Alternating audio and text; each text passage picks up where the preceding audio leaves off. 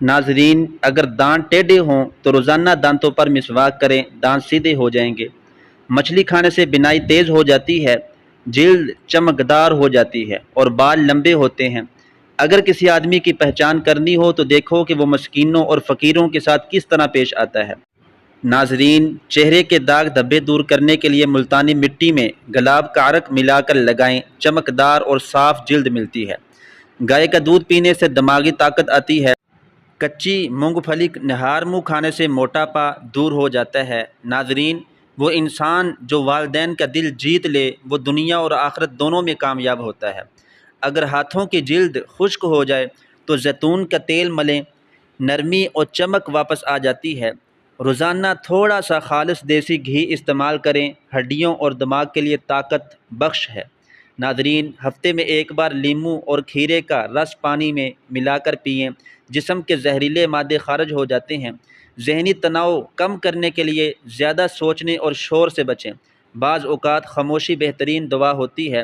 اپنوں کے سامنے اپنی زبان نرم رکھو ورنہ رشتے سخت ہو جائیں گے۔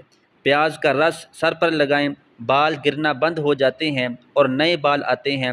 سوتے وقت دل صاف کیا کریں، ایسی حالت میں سونے کی کوشش کریں کہ دل میں کسی سے شکوہ نہ رکھو۔ کھانے سے پہلے بسم اللہ پڑھیں، کھانے میں برکت آتی ہے اور بیماریوں سے حفاظت ہوتی ہے۔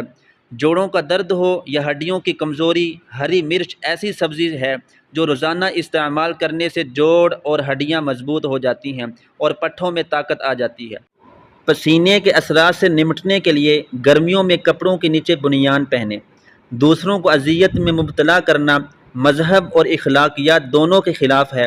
عوامی مقامات پہ ناک اور کان میں انگلی گھما کر صفائی کا اہتمام کرنا انتہائی نامناسب عمل ہے۔ مزید ایسی حرکات کرنے کے بعد آپ دوسرے لوگوں سے انتہائی جوش و خروش سے مصافحہ کا شوق بھی رکھتے ہیں تو آپ دوستوں کو انتہائی اکورڈ صورتحال میں مبتلا کر رہے ہوتے ہیں۔ کرنسی نوٹ گنتے ہوئے اپنے لعاب کا بے دریغ استعمال کرنا نہ کریں، اس عادت کو کچھ لوگ برا مانتے ہیں۔ اگر ضرورت ہو تو پانی کا استعمال کریں۔ گاڑی چلاتے وقت بائیں جانب سے بغیر انڈکٹر اور دوسری ٹریفک کو مطلع کیے اوورٹیک سے اجتناب کریں۔ گاڑی پارک کرتے وقت اتنا خیال رکھیں کہ دوسرے لوگ اس سے اذیت میں مبتلا نہ ہوں، اور بلا وجہ اس طرح پارک نہ کریں کہ دو گاڑیوں کی جگہ گھیر کر کھڑے ہو جائیں۔ زیادہ نمازیں، روزے وغیرہ کا تعلق آپ کے اور آپ کے معبود کے درمیان ہے۔ اپنے زعم تقویٰ میں دوسروں کے ساتھ حقارت سے پیش نہ آئیں اور نہ ہی ان سے ان کی عبادات کے متعلق بے جا سوالات کریں۔ ایسا کرنے سے لوگ کافی بے چین ہو جاتے ہیں۔ ناظرین، لوگوں کی ذاتی اور نجی زندگی سے متعلق سوال کرنے سے اجتناب کریں۔